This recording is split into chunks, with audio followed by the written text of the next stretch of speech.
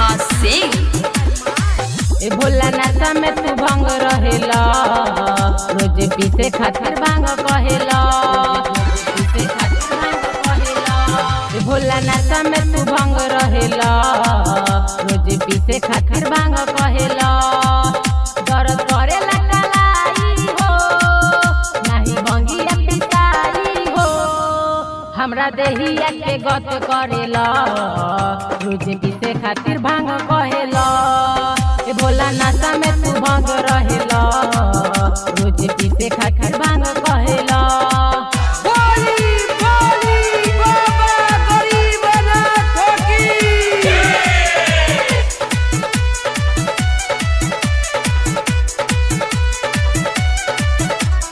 DJ अरमान अदापुर।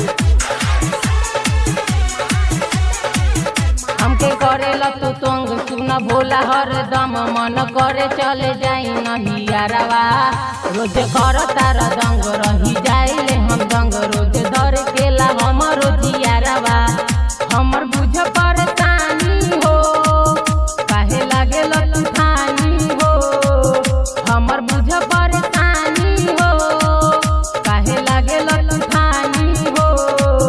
एको दिन नहीं सहेला, रोज पीसे खातिर भांग कहेला। ए भोला नशा में तू भंग रहेला, रोज पीसे खातिर भांग कहेला। ए भोला नशा में तू भंग रहेला, रोज पीसे खातिर भांग कहेला। रोज पीसे खातिर भांग कहेला, रोज पीसे खातिर भांग कहेला। डीजे अरमान, डीजे अरमान।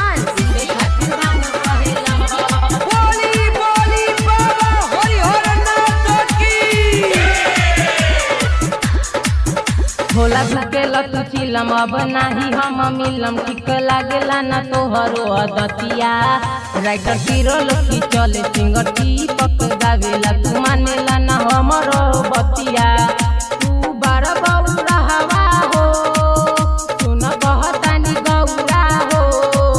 तू बार बौरा हवा हो, सुन कहतानी गौरा हो।